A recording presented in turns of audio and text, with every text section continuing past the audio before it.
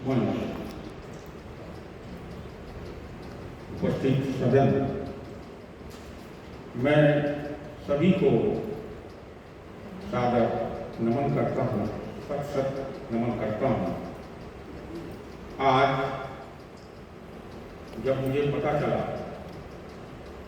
कि दो महान विभूतियाँ बिलासपुर में आने वाले हैं, डॉक्टर मोना कौशिक दुर्गाजिया से और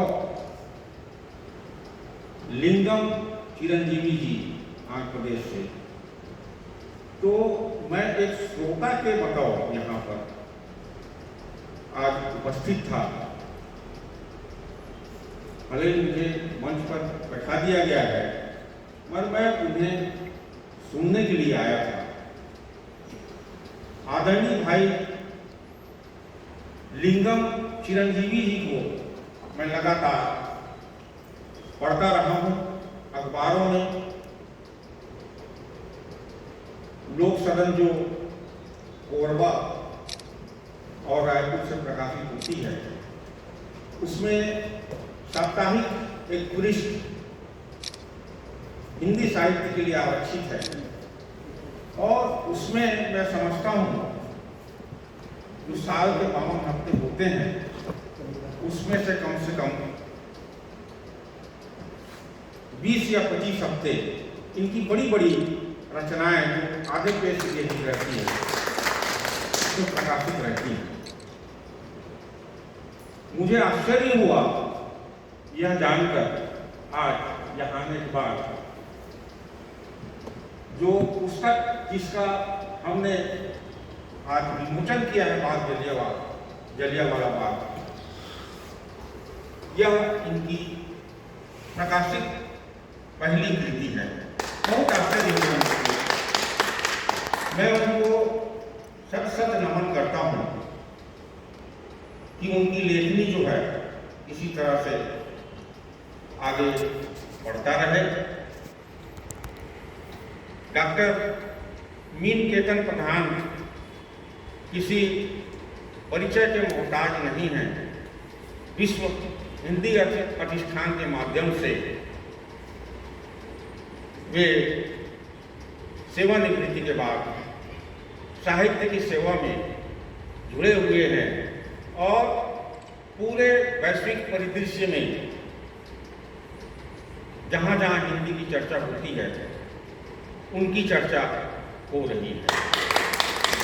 उन्होंने हम जैसे साहित्यकारों को आश्रय दिया है। ये मैं विशेष शब्द आज बोलना चाहता हूँ।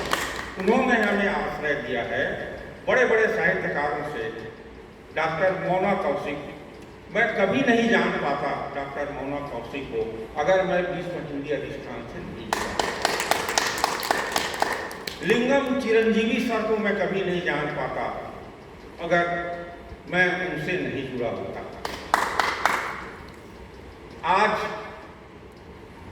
अल्प सूचना और अन्य कारणों से यहाँ पर सदन में उपस्थिति कम दिख रही है, मगर वह कम नहीं है।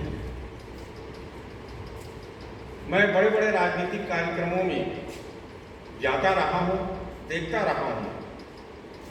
हजारों की भीड़ रहती है, लाखों की भीड़ रहती है, मगर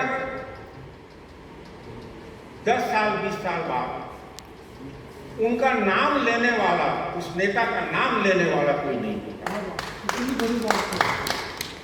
मगर साहित्य में आज यहाँ पर भले 50 लोग उपस्थित हैं, 40 लोग उपस्थित हैं, मगर साहित्य सनातन है।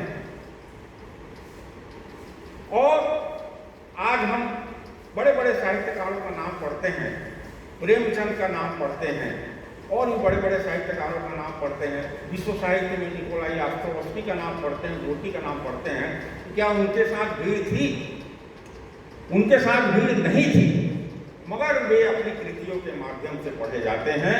तो हाँ, जो साहित्यकार आज उपस्थित हुए हैं यहाँ पर, एक एक साहित्यकार 1-1 हजार आदमियों के बराबर। इसलिए संख्या बल को ना देखें। मैं आज मेरे सामने में बड़े बड़े साहित्यकार, उसको मंच दे दिया गया, मगर अंजनी कुमार सुधाकर, आज देखिए हमारे अंजनी कुमार सुधाकर की कम से कम 20,000 से ऊपर कविताएं लिखी हुई हैं और पुस्तक के रूप में छपवाना चाहे तो 200 पुस्तक छप सकते। हमारे बीच आज उपस्थित हैं शत्रुघ्न जयसवानी जैसे विद्वान, हमारे बीच आज उपस्थित हैं। राघवेंद्र दुबे जो हमारे प्रयास साहित्य अकादमी के राष्ट्रीय अध्यक्ष हैं, इनके संयोजन में अनेक बड़े बड़े कार्यक्रम यहाँ पर आयोजित होते रहे हैं। अभी हमारा प्रांतीय सम्मेलन भी इसका होने जा रहा है, जिसकी तैयारी में वे लगे हुए हैं। तो जब प्रांतीय सम्मेलन होती है तब वहाँ पर हमारी भीड़ एकत्रित होती है।